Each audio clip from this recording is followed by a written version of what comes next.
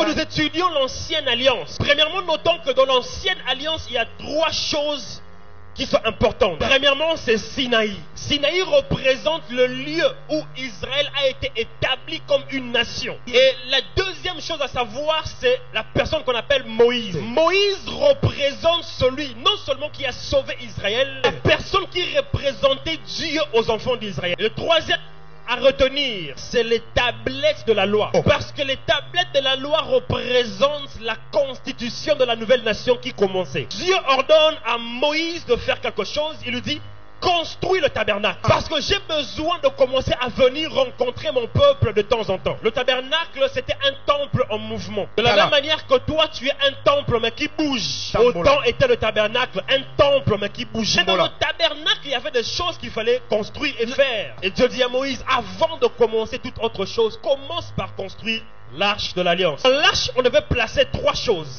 Premièrement, le bâton d'Aaron. Ça représente l'autorité sacerdotale sur le peuple. L'autorité de Dieu qui passe par un homme. La deuxième des choses qu'on trouvait dans l'arche, c'était la manne. Et la manne représente ici la parole faite chair. La manne représente la provision divine. La manne représentait la garantie et l'engagement de Dieu envers l'Israël. Dieu voulait leur faire comprendre que aussi longtemps que l'arche est là avec vous, vous ne manquerez de rien. La troisième des choses qu'on trouve dans l'arche, c'était les tablettes. Les tablettes de la loi sur lesquelles Dieu avait écrit avec son doigt, avec son écriture, les 10 commandements. Et les tablettes ici dans l'arche représentent la loi et les principes de Dieu. L'arche elle-même représente la présence de Dieu. L'arche de l'alliance parmi Israël, c'était la marque que Dieu est avec vous. Mais dans la présence, il fallait 3 éléments: l'autorité, la provision et les principes. Cela veut dire, pour que l'arche travaille pour toi, respecte les principes,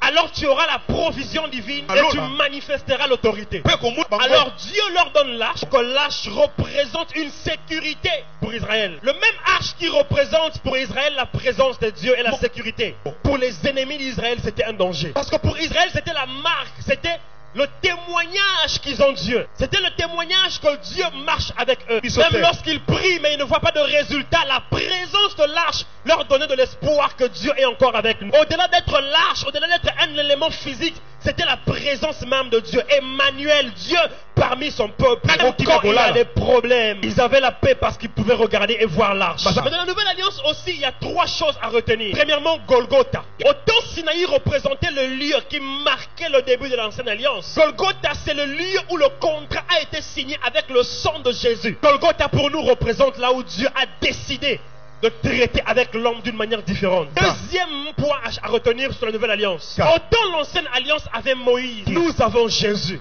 Jésus, c'est Dieu qui est fait chair. Si pour sauver Israël, Dieu a envoyé Moïse pour sauver le monde, pour te sauver moi et toi, il est venu lui-même. Il a refusé qu'un homme le fasse. Il est venu lui-même comme le sauveur, afin non seulement d'apporter la vie, mais de devenir cette vie pour nous.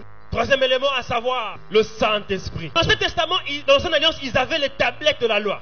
Jérémie, Dieu a promis, il a dit: je vois que les tablettes sur les pierres ne leur servent à rien. Il fait la promesse, il dit: quand l'alliance viendra après, je n'écrirai plus sur les tables, mais je vais écrire sur leur cœur. Ma loi sera dans leur cœur. Et alors je serai leur Dieu. Et ils seront mon peuple. Dieu annonçait déjà le travail du Saint-Esprit. Aujourd'hui, le Saint-Esprit, c'est lui le porteur de la loi de Dieu. Celui qui reçoit le Saint-Esprit, celui qui reçoit Jésus, a la loi de Dieu écrite sur son cœur. Le Saint-Esprit, c'est la preuve que Christ revient nous prendre. Alléluia. Amen. Oh Église, est-ce que tu es prêt à accueillir le maître de la moisson? Ce matin, je suis venu te dire que le Saint-Esprit est là avec nous. Pas pour te donner l'argent, pas pour te donner le travail. C'est trop petit ces choses. Il est avec toi pour te préparer à l'encontre de l'époux. Il est avec toi afin que tu reçoives la connaissance de l'époux. Il est avec toi afin de mettre sur ton cœur la loi de l'époux. On touche à sa fin et nous n'avons plus de temps à perdre. C'est temps de laisser au Saint-Esprit la loi de Dieu dans nos cœurs, de nous donner la forme de Dieu, de nous donner l'image de Christ. Ne change pas ton éternité pour ce monde. Ne change pas ton éternité à cause d'un travail. Nous avons une responsabilité, mais le Saint-Esprit est là. Parce que le Saint-Esprit Saint-Esprit, c'est l'équivalence de l'arche avec nous. Si l'arche représentait Dieu parmi Israël, si Jésus qui est venu sur la chair représentait l'arche physique, Emmanuel, Dieu parmi son peuple. Aujourd'hui, ce n'est pas seulement Emmanuel, il n'est pas seulement parmi nous, mais il vit en nous. Il vit en nous.